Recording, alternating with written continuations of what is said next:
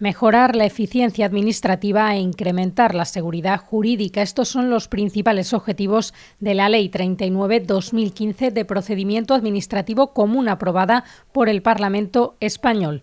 Una ley que se analizó el pasado 8 de junio en una jornada formativa a la que asistieron miembros de diferentes organismos públicos en la sede corporativa de Adams Formación. Dolores Vicente, funcionaria del Cuerpo de Administradores Civiles del Estado y vocal asesora de la Secretaría General Técnica del Ministerio de Hacienda y Administraciones Públicas, explicó así los principales motivos que llevaron al desarrollo de la norma.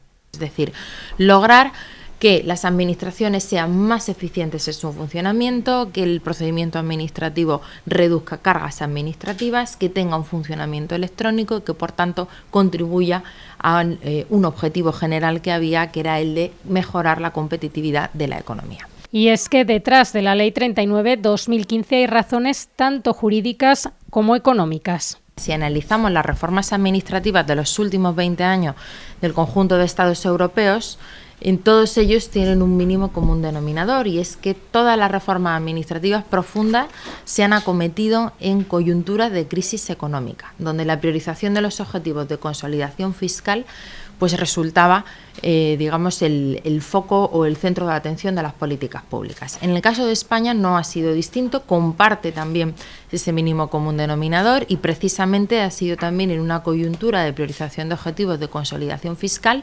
el momento o el contexto en el que el legislador ha decidido acometer o iniciar esta reforma, lo cual explica bastante de esas razones y objetivos económicos que hay detrás de estas dos leyes. Durante la jornada se abordó además uno de los puntos esenciales de la ley, los nuevos derechos de los administrados, cuya exposición estuvo a cargo de Luis de Manuel, docente de Adams y abogado especialista en Derecho Administrativo. Aquí esta norma opera como una auténtica refundición de textos, entre comillas, y separación de derechos, entre comillas también, porque lo que antiguamente era un solo estatuto de derechos, ahora se le da dos coberturas. Por un lado, los derechos generales, el antiguo artículo 35, que era el 13, y por otro, los derechos ante el procedimiento y los derechos ante el procedimiento sancionador.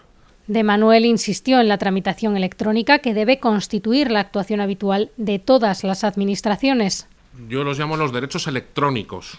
Ya está establecido el derecho del ciudadano a comunicarse con la administración pública mediante el punto de acceso general, que luego lo veremos, y adicionalmente, si el ciudadano no tiene la capacidad, porque no todos la tenemos, de utilizar las redes electrónicas, los sistemas electrónicos, de ser asistido por la administración pública en el uso de esos medios electrónicos.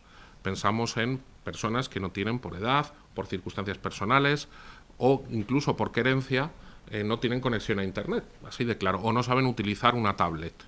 Y en ese sentido se consolida, por ejemplo, el derecho a pagar electrónicamente. Ya todos los ciudadanos tienen derecho a pagar, a hacer una transferencia bancaria para pagar una multa o para pagar el importe de una tasa o para pagar cualquier pago a la administración pública. Se puede hacer, no es que se pueda, se podía hacer desde hace mucho tiempo, pero ya es un derecho como tal del ciudadano. Por último, Carolina García, también docente de Adams y abogada especialista en Derecho Administrativo, centró parte de su ponencia en la obligación de resolver de la Administración, un aspecto que ha sufrido importantes cambios. De tal forma que sigue existiendo el plazo establecido reglamentariamente, sigue existiendo, o sea, el que determine la ley concreta del procedimiento, ya sea ley o reglamento, sigue existiendo el plazo máximo para el reglamento, no para la ley, al tener el mismo nivel jerárquico de los 6 meses. Sigue existiendo también el plazo subsidiario cuando no lo encontramos en esa biblioteca que estamos manejando, que es de 3 meses, pero hay cambios importantes en el momento inicial que empezamos a contar, en el momento final que empezamos a notificar, y por lo tanto ya ahí puede haber problemas importantes para la administración, porque puede haber caducidad, por ejemplo. Vosotros me seguís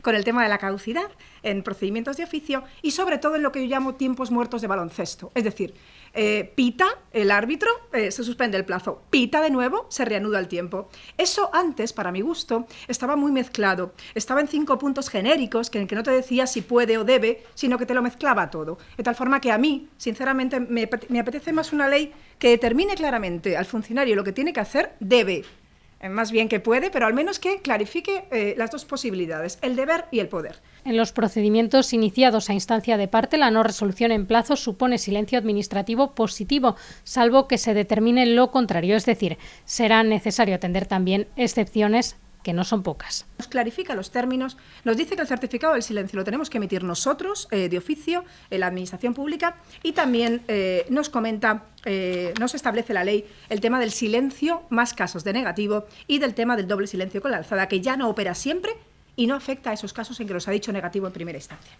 Carolina García también incidió en las novedades establecidas en materia de cómputo de plazos. Esta partecita que os decía del cómputo de plazos, lo de las horas, menor de 24, sino por días, son plazos por horas los del día hábil. En cualquier momento nos pueden poner ahí un placito de 5 horas, veremos a ver cómo queda, como os decía. Los sábados pasan a ser inhábil para hacer un poco paralelo el ámbito administrativo y el contencioso administrativo.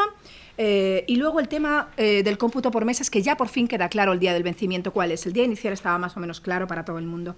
El cómputo de plazos en registros, como os comentaba, alguna novedad, aunque estaba ya en la ley 11/2007, como es el tema, ya os digo, de la fecha y hora oficial, de que no podemos alegar el tema de la inhabilidad en el municipio, que lo podemos presentar las 24 horas del día, los 365, y que para vosotros, funcionarios, se entenderá presentado el primer día, la primera hora hábil, la primera hora del primer día hábil siguiente, con el matiz de que por orden. Así lo establece el artículo 31. Y durante la jornada, que estuvo dirigida por Gloria Oliveros, directora de Empleo Público de Adans, los asistentes pudieron también resolver algunas de las dudas que les surgían, pues para que la Ley 39/2015 cumpla con sus objetivos no solo requiere de su aprobación, también de su asimilación por parte de quienes están obligados a trabajar con ella.